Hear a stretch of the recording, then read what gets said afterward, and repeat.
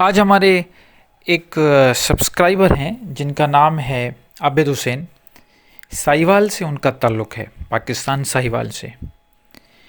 انہوں نے مجھ سے کانٹیکٹ کیا، واٹس اپ کیا مجھے، اور مجھے کہا کہ میری عمر 54 ایئرس ہے اور میں بڑا تھک گیا ہوں. میں پیر و مرشد کے پاس گیا، میں مجذوبوں کے پاس بھی بیٹھا، ملنگوں کے پاس بھی بیٹھا، سوائے نیاز اور تبرک اور ہاتھ چومنے کے مجھے کوئی کچھ نہیں ملا. سب نے اپنے اپنے حساب سے تقاضا کیا. کوئی پیسے مانگ رہا ہے تو کوئی نیاز مانگ رہے، نیاز کے نام پہ پیسے مانگ رہا ہے تو کوئی کس حساب سے. مجھے کوئی روحانیت نہیں ملی. انہوں نے کہا کہ میں آپ کا چینل جو ہے اس میں جو ویڈیوز ہے میں دیکھتا رہتا ہوں اور مجھے تھوڑا مختلف لگا، اس لیے میں نے سوچا کہ آپ سے رہنمائی لی جائے. تو میں نے ان سے بات کی. یہ ساری باتیں میں آپ کو اس لیے بتانا چاہ رہا ہوں یا یہ شیئرنگ اس لیے کر رہا ہوں. میں نے پہلے ان سے اجازت مانگی تھی کہ میں آپ کے نام سے بات کروں گا، مطلب ایک ویڈیو بناؤں گا، تو انہوں نے مجھے اجازت دی. ایسے میں نہیں کرتا کہ کوئی بھی اگر مجھے میسج کرے پرسنل اور میں اس کا نام لے کے ویڈیو بناؤں، ایسی کوئی بات نہیں ہے. یہ ویڈیو بنانے کا اصل مقصد یہ ہے کہ مجھے معلوم ہے اچھی طرح کہ یہ جو سوال انہوں نے پوچھا کہ مجھے اتنا وقت ہو گیا، معرفت الہی نہیں ملی، میں مختلف لوگوں کے پاس گیا، میں نے بہت بیعت کی، بہت سارے مرشدوں کی، وہاں سے ہاتھ چومنا اور صرف پیسوں کی تقاضا اور چندے مانگنے سے مجھے اور کوئی چیز نہیں ملی. یہ سوال بہت سارے ہزاروں لاکھوں لوگ کے دلوں میں یہ سوال ہے کہ کیا کرنا چاہیے روحانیت کو حاصل کرنے کے لیے، آخر کہاں پہ جائیں ہم.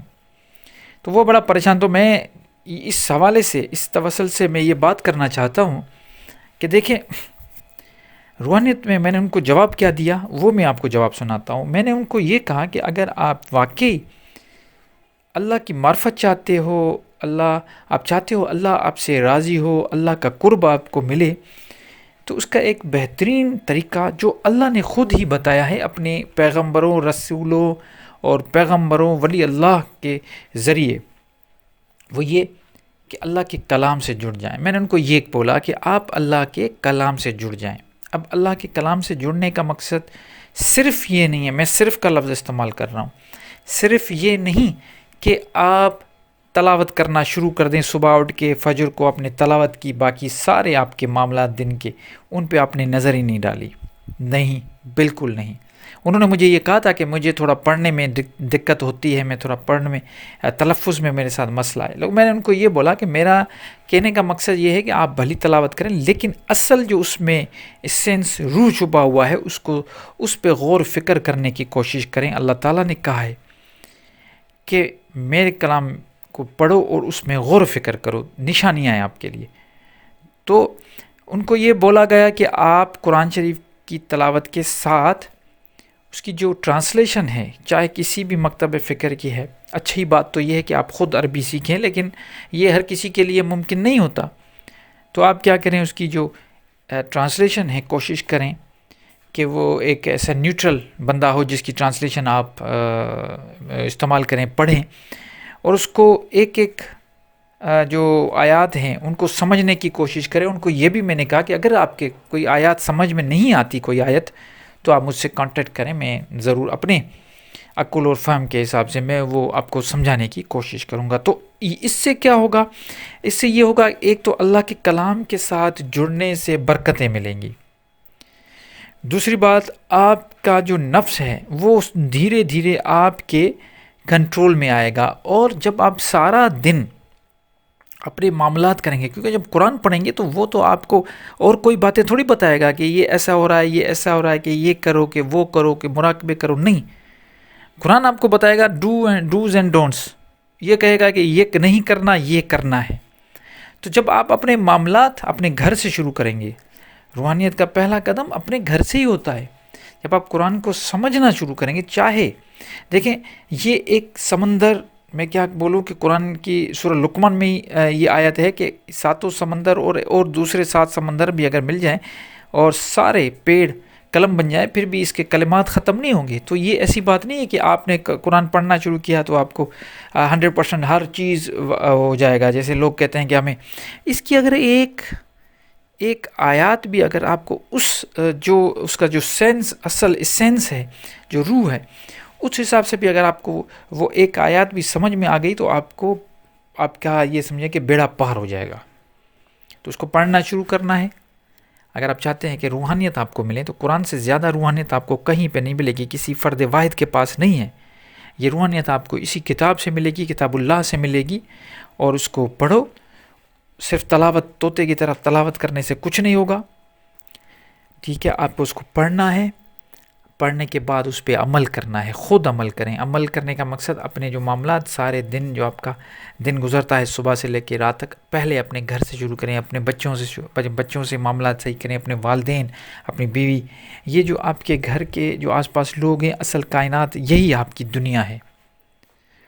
اس کے بعد جب اس کو آپ بہتر کرنے کی کوشش کریں، اس میں آپ سمجھیں کہ میرے کردار سے اب خوشبو آنے لگی ہے، تو پھر آپ باہر نکلیں. پھر اپنے دوست، پھر احباب، پھر دوسرے رشتہ دار، پھر اڑوس پڑوس کے لوگ، ایسے کرتے کرتے اپنے دائرہ جو ہے وہ آپ بھلی بڑھاتے جائیں. لیکن اصل جو کام کرنا ہے وہ خود پہ کام کرنا ہے. اور خود پہ کام کرنے کے لیے آپ کو جس گائیڈنس کی ضرورت ہے، دیکھیں اگر کوئی کہتا ہے کہ اپنی اصلاح کرو اور اپنے نفس پہ کنٹرول کرو، خود پہ کام کرو، اپنے آپ کو ٹھیک کرو، اپنے معاملات ٹھیک کرو، سچ بولو، یہ جو بھی باتیں آپ کو کوئی بھی بتاتا ہے، تو یہ ساری چیزیں آپ کو کہاں ملے گی؟ اس کے لیے گائیڈنس کی ضرورت پڑتی ہے. تو اس کے لیے گائیڈنس کی ضرورت پڑے گی. تو وہ گائیڈنس تو ہمارے پاس گھر پہ پڑا ہوا ہے.